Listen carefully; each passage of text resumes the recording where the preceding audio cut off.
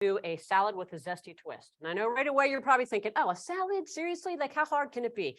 And the thing is, it's not. One of the things is this can be completely customizable for whatever it is that you like. So things that we put on, and it's just about kind of making some different choices. So we're going to have a little bit of fun as we do this. So we're going to start out. We've got some spring mix already ready to go, some green leaf and red leaf lettuce, as you can see. And then Jake's going to work on adding romaine. So as we do this, there's a lot of different lettuces that are out there.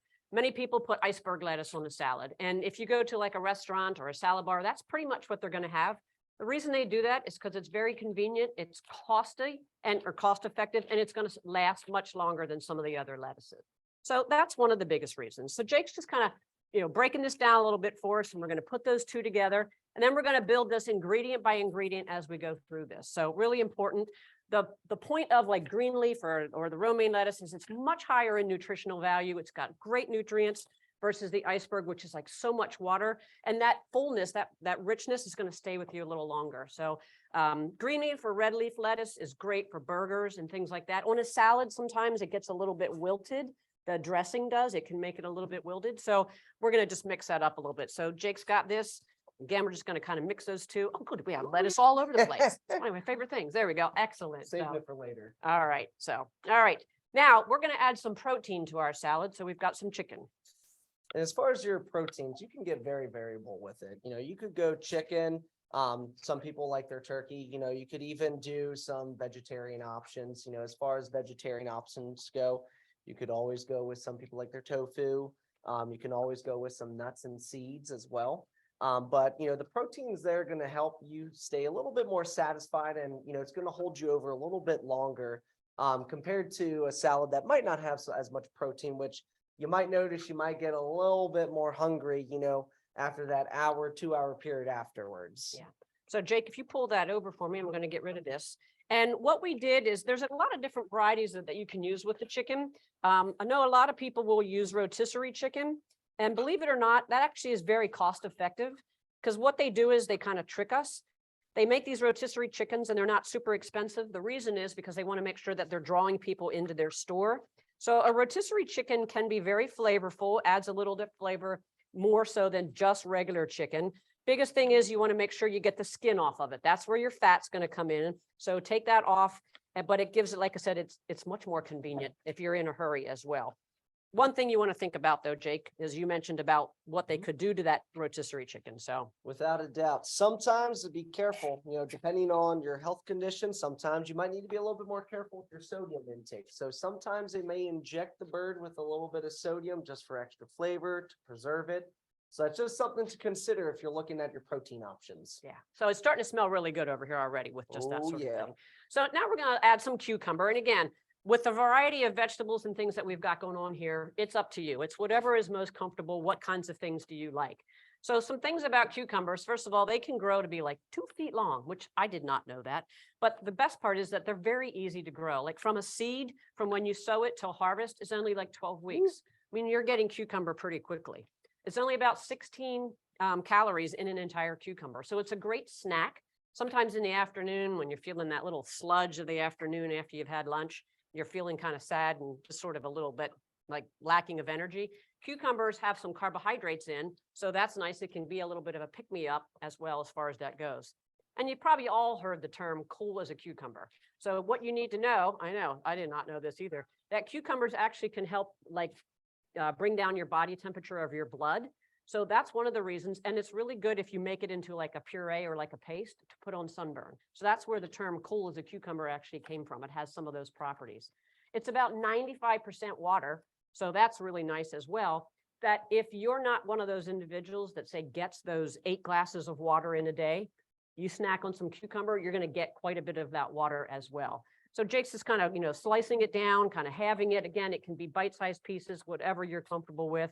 The other thing is I really like this one. So if you're like getting ready to go out on a date and you're worried about your breath, stick a slice of cucumber in your mouth, put it on the roof of your mouth for about 30 seconds, and it actually freshens your breath. So there's some little tidbits, if you will. There you go. Okay. Get that cucumber to freshen up that breath. That's right.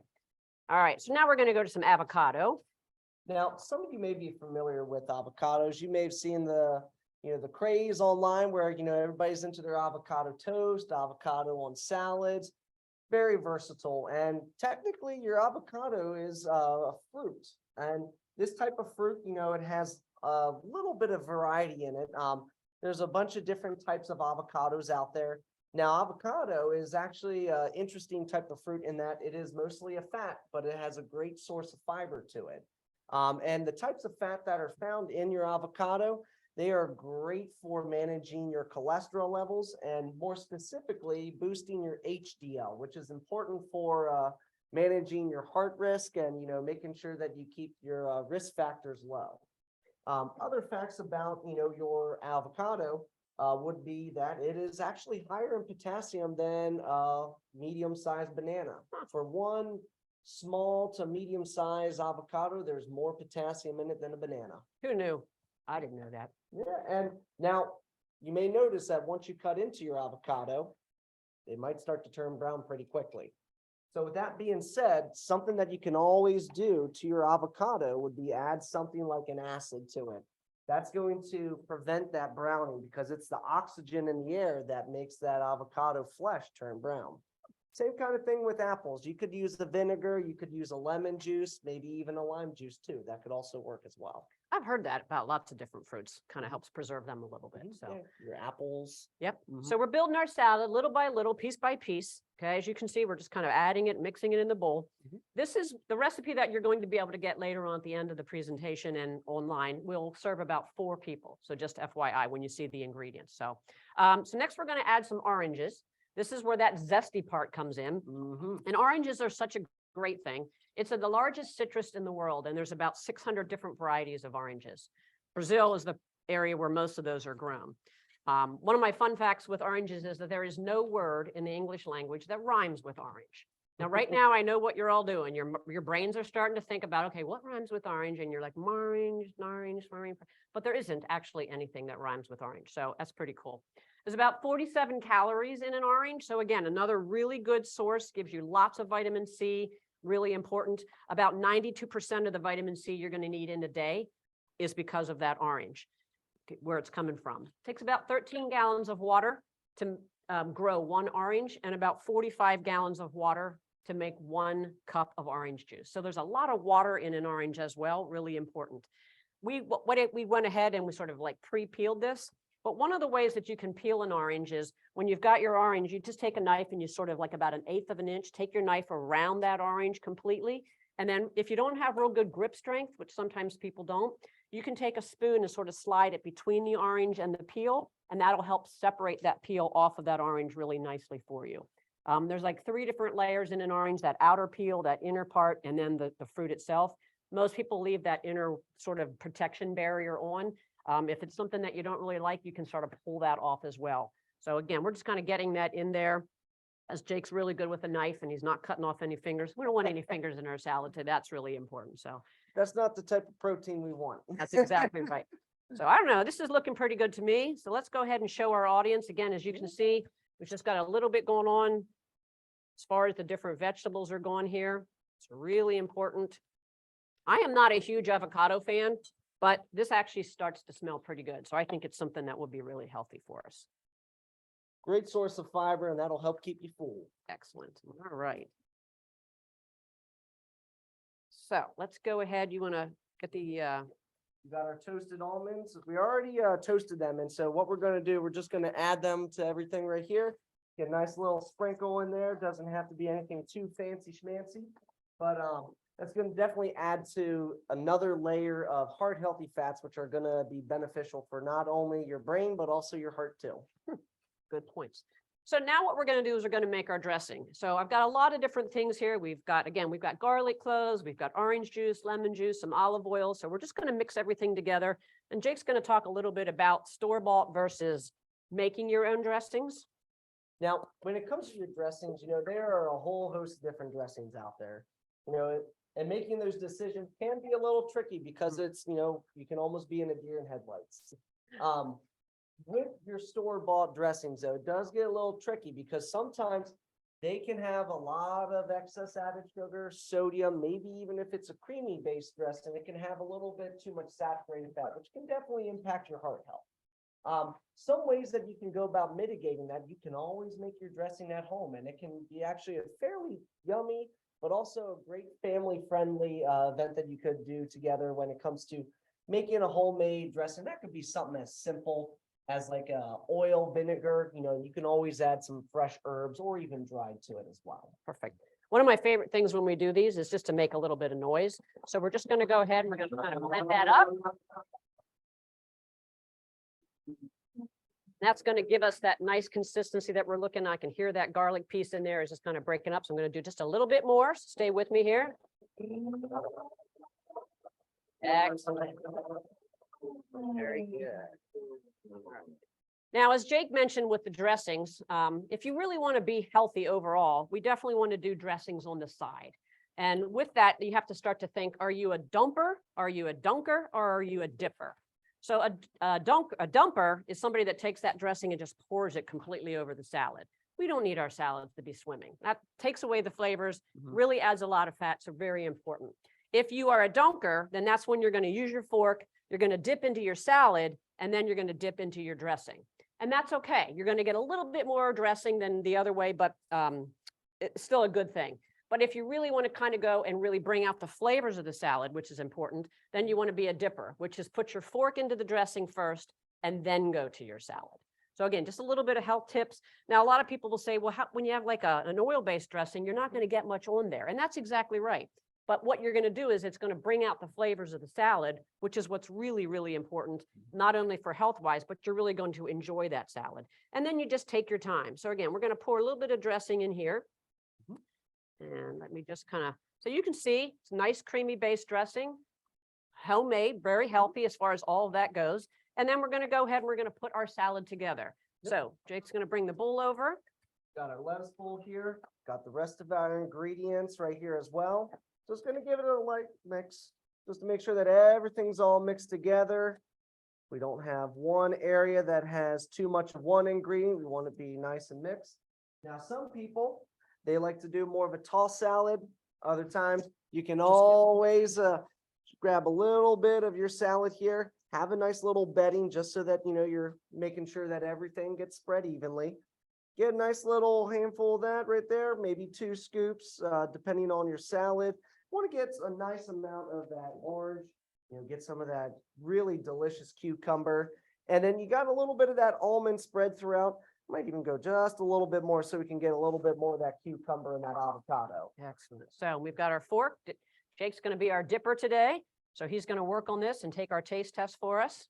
We'll go a little bit of cucumber. He's going dunker. Oh, yeah, I am quite the dunker. All right. I like my vegetables with a nice coating. Excellent. Simple, fresh, lots of flavor, lots of vitamins and minerals. Can definitely make a nice side salad. I know from here it smells delicious. So it's one of the things. Now, again, you're thinking, all right, how hard is it to make a salad? It isn't. And that's part of what Winter Streak does. It's about being able to make some little streaks as far as physical activity, stress management, healthy eating. And this is just a way to sort of showcase how you can do something, take a bunch of different things, put them together, get a very heart-healthy salad. If avocado isn't your thing, don't have to put it in there. So lots of different vegetables that we can choose from, lots of different fruits. The reason we chose oranges is because actually that's from our market basket of the month. Important what that goes. So Jake, I have to ask you, you had the avocado was already peeled for us. So how can you explain to us how to peel an avocado? Because they are kind of tough. They can be pretty tricky, especially with that pit in the center of them. With that being said, depending on how you're going about it, it can definitely be pretty easy to lose a finger. So with that being said, typically what we want to do, we want to have the whole avocado sitting down. We're going to want to chop into the top part, and we're going to want to kind of rotate around so that you get a little circle all the way around it, and then you can always twist it. And then you can pop that top so that you have that pit exposed. Okay. Now, I know in the past, I've seen some people like on YouTube videos, they'll take their knife and sort of slam it down into the pit in order to try to get that pit to pop it out. Is that something you recommend? I would be careful with that just so you don't lose that finger or so. You can always scrape it out with the spoon just to be a little bit safer with that. If you are going to use the knife, I'd be very careful. Just make sure that your fingers are away from the bottom of the knife and make sure that you're using proper knife safety. That's a good thing. Okay. Once you have that avocado, you still have the peel on the outside. Easiest thing is there just to kind of take your spoon down between the peel and the soft part. But you can see how I had mine already peeled. You can use a knife and very carefully, but that outside peel is very hard and challenging. So for some people, it's not the safest thing. That's why we recommend possibly scooping it out, like when you're making a guacamole or something along those lines. So, yeah. And it gives you a lot of variety there. You know, you can, as far as your fats go, you know, like I said, we used almonds today. We also use the avocado. You know, your oils are a great source of fat as well there too. And you know, there you can even get into a little bit more creativity, and you know, you can even use other vegetables. You can even use some fruits as well, like dried fruits, like some people like the cranberries and like the raisins in their salad. So that's definitely something you could utilize as well.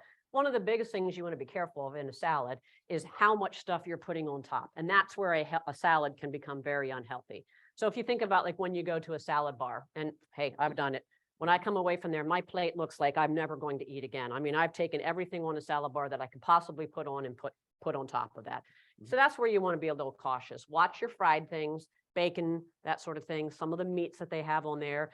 Of course, we always want cheese on our salad. You'll notice we had no cheese on this whatsoever. Still lots of really good flavors that are going to, pop in your mouth as far as that goes. So just be cautious. Keep that salad dressing on the side. Watch at the end. That's where they get you. That's where they have the creamy based salads, and they've got the breads, and they've got all those other things. So it's like salad bars become a meal when you're done. So we just want to be cautious about that. And Jake, you might have mentioned this, and if you did, I apologize. Did you talk at all about the yogurt based dressings? Yes, that's another great option right there too.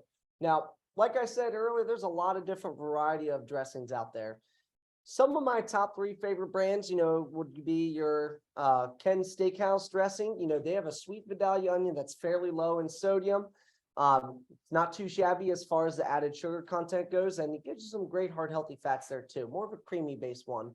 Now, as far as the yogurt based dressings, Bolt House is another good option too. It's a yogurt base. Now, doesn't really have that potent of a taste as far as the yogurt, because some people might think the yogurt based dressing, they're like, ew, that sounds gross. Yeah. But it can be very delicious. They have lots of different varieties as far as their flavors go. I know they have a very yummy green goddess, which has a little bit more of that avocado flavor again. But that can give you a little bit more calcium and can give you a little bit of variety as far as your salad game goes. Sounds good. Where can I find those? Because they're probably not in the regular salad dressing aisle. Yeah, so unfortunately with them being yogurt based, they're more prone to spoilage, if they're not refrigerated. So they're going to be over in the refrigerated produce section, in your Giant, your Wise. You might even be able to find them at Walmart as well. Yeah. So again, it's all about sort of, trying to figure out what's in season, watch what's on sale, because that can get very costly. Work your way around that perimeter. So start in your fruits and vegetable aisle, figure out like, what is it I want to put on there, and know what you're doing before you go in. That's really, really important. So yeah, and definitely comes in handy when it goes to cost effectiveness, because now we know nowadays that costs are definitely going up. So being able to utilize ingredients that have multiple purposes can really come in handy, like your almonds. One fact that we didn't talk too much about is the fact of how versatile almonds can be as well. You can use them for baking. You can grind them into a flour, which can definitely come in handy for giving you another alternative as far as your starches and your flour goes for your baked goods. You can also use them crushed up in baked goods. I know some people like their baked goods with walnuts, or you could even put almonds in them too. Yeah. Some other ways you can do, they also have spreads as well, as far as almond butter. We have our peanut butter. We have a plethora of nut and seed butters out there, and that can really be a yummy snack, especially on a slice of whole grain bread with some good fiber. You could even add that with fruit too. That's great. So all right, so what we're going to do is we're going to see if anybody's got any questions for us. Kim, you'll have to kind of help us out if a question comes up, or Lowell. Yes, can you guys hear me? Okay. Kim wants to know, what is the best way to tell when an avocado is ripe? That is a great question. Testing whenever that avocado is ripe, that can be a tricky topic. And that can be kind of tricky depending on the type of avocado, what season that you purchase it in. But generally speaking, as far as your avocado goes, if it's brown around the outside, on that outer rim, and it's getting a little bit more soft, to the touch, that's gonna let you know that that avocado is reaching its peak ripeness. Okay. So it's not like when you go to a car and you bang on the tires to see if they're good. A Exactly. little bit different. Okay, I see how that goes. All Mhm. right. Kind of like a banana, how it becomes a little softer and a little more brown when it gets more ripe. Yeah. So if you ever watch me buy a watermelon, you're going to see me hold them up to my ear, snapping on them a little bit, see if I can hear that nice little sound, but not with an avocado. Should not do that. Good question. Any others? Amy would like to know, what about salt tofu dressings? I'm going to defer that one over to you as well. Yeah, there's a lot of popularity as far as different types of dressings, and one that's also gaining a little bit more popularity would be some of those tofu for our vegetarian or some of our vegan based dressings. Some of those can come in handy, and as far as the tofu goes, with the soy, and it can give you a little bit of protein as far as that goes. So it could be a good option if that's a route that you would like to take. And I know Jake mentioned that, adding protein to your salad. Salads can leave you very quickly. So if you're eating one at lunch, probably within another hour, you may feel hungry. That's why we want to add that protein source in, as he mentioned, to help fulfill us a little bit longer. So other questions? Anne Marie would like to know, what is the best way to store lettuce? Ah, that's a great question. And for most parts, what you want to do is you want to rinse them off and then use paper towels to kind of dry them, then put them in a container and lay paper towels over top of them and then seal them. And most lettuce then will last for about a week. Anything else?